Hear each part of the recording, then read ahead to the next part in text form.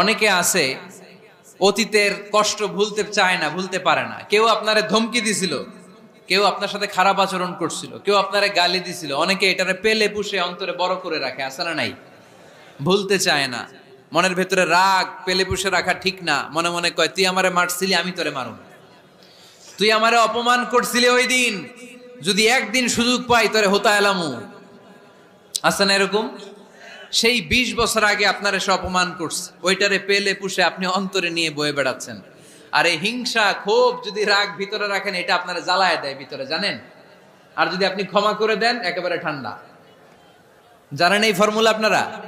এজন্য রাগ, ক্ষোভ, হিংসা কখনো অন্তরে পুষে রাখতে নাই।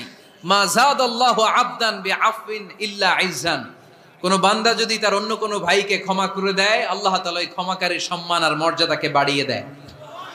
আল্লাহ তাআলা নিজে